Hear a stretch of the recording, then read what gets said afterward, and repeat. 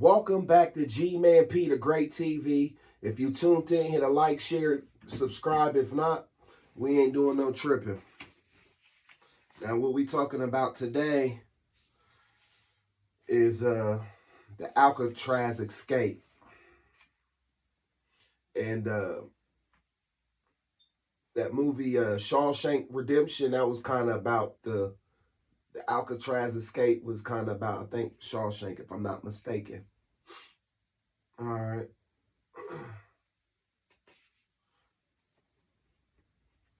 Let's start out with the Alcatraz escape. In its heyday, it was the ultimate maximum security prison. Located on a lonely island in the middle of San Francisco Bay, Alcatraz, aka The Rock, had held captives since the Civil War, but it was in 1934, the high point of a major war on crime, that Alcatraz was refortified into the world's most secure prison. Its eventually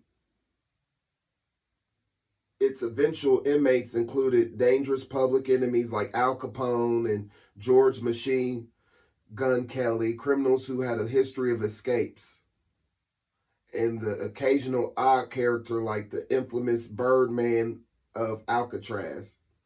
In the 1930s, Alcatraz was already a forbidden place, surrounded by the cold, rough waters of the Pacific.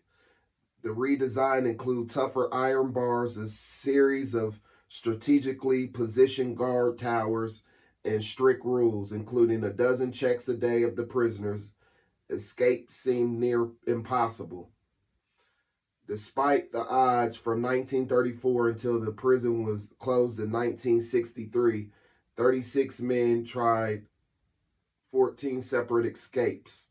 Nearly all were caught or didn't survive the attempt.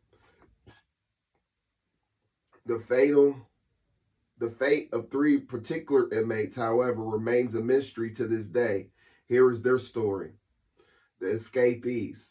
Frank Morris arrived at Alcatraz in January 1960 after conviction for bank robbery, burglary, and other crimes and repeated attempts to escape various prisons. Later that year, a convict by the name of John Anglin was sent to Alcatraz, followed by his brother Clarence in early 1961. All three knew each other from previous stitches in prison.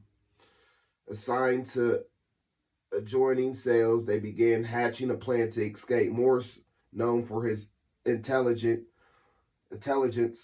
took the lead in the planning. They were aided by another inmate, Alan West. Show you a little picture of these guys. It's the picture of them. It's the picture of them guys right there.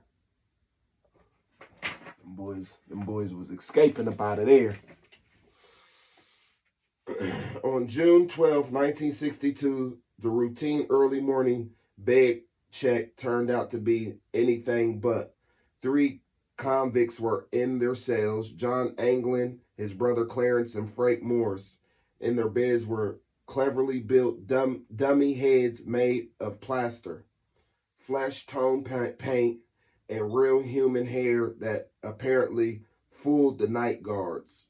The prison went into lockdown and intensive search began. On the evening of June 11th, they were ready to go. West, though, did not have his ventilator grill completely removed and was left behind. The three others got into the corridor, gathered their gear, climbed up out through the ventilator rear of the cell house, climbed over the fence, and snuck to the northeast shore of the island.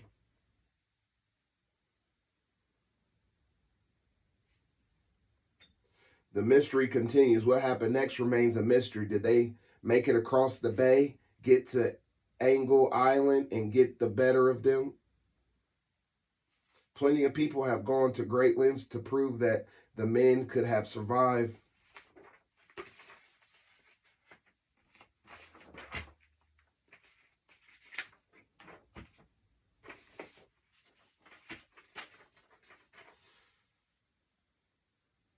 Gathering the clues. We were notified immediately and asked to help. Our office in San Francisco set leads for offices nationwide to check for any records on the missing interview related of the men and complied all the identification records and acts boat operations. Within 2 days, a packet of letters sealed in rubber and related to the men was recovered. Later, a homemade life vest was also discovered, washed up on a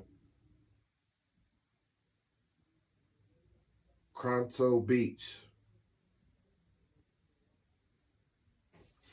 So that was pretty much what the mystery was them, because they found life jackets and stuff like on another beach that wasn't on the island that Alcatraz was on. So today we were just talking about the how many different people try to escape Alcatraz and how many people were actually successful. It was only 3 people, and they said it's still a mystery today that people think that they did make it off that island on Alcatraz. So that's what I wanted to come up here and talk about today. Anybody that was tuned in to G-Man P the Great TV, I appreciate it. And to the ones that didn't, we ain't doing no tripping. Peace.